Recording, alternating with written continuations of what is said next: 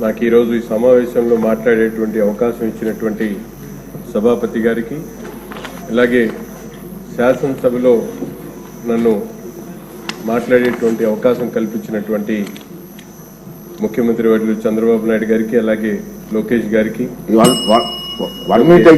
ముఖ్యంగా ఈరోజు సమస్య హజ్ యాత్ర గురించి మాట్లాడడానికి ఈరోజు సమావేశంలో నేను పాత్ర తీసుకున్నాను.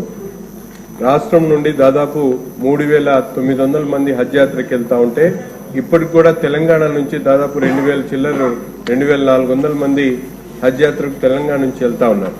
ముఖ్యంగా ఎందుకంటే ఇప్పుడు మనకు హజ్ హౌస్ లేకపోవడం, అలాగే ఇక్కడ నుంచి ఎంబార్కేషన్ డైరెక్ట్ ఫ్లైట్ లేకపోవడంతో అనేక మంది ఇబ్బందులు పడతా ఉన్నారు.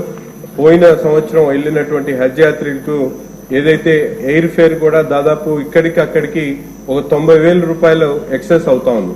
దీనికి గత ప్రభుత్వంలో కొంతవరకు వాళ్ళకి సబ్సిడీ రూపేణా ఇవ్వడం జరిగింది. ఈ ప్రభుత్వంలో కూడా వారి బ్యాలెన్స్ ఏదైతుందో ఆ బ్యాలెన్స్ ని వెంటనే విడుదల చేయాలని, అలాగే ముఖ్యంగా హజ్ యాత్రకు వెళ్లేటువంటి వాళ్ళకి పూర్తి సహాయ సహకారాలు, అక్కడ అవసరమైనటువంటి మౌలిక వసతులు లేక అనేక మంది ఇబ్బందులు పడినటువంటి పరిస్థితులు ఉన్నాయి. కాబట్టి ప్రభుత్వం దీని మీద గౌరవ మంత్రి గారు కూడా ముందే రివ్యూ సమావేశాన్ని ఏర్పాటు చేసుకుని హజ్ యాత్రకు వెళ్తున్నటువంటి వాళ్ళకి కావాల్సినటువంటి సదుపాయాలన్నీ కూడా పూర్తిగా ఏర్పాటు చేయాలని చెప్పి సభ ద్వారా గౌరవ మంత్రి గారికి, అలాగే ముఖ్యమంత్రి గారికి, ఎందుకంటే రాష్ట్రంలో దేశ విదేశాల నుంచి వచ్చేటువంటి హజ్ యాత్ర అనేక దేశాల నుంచి వస్తారు.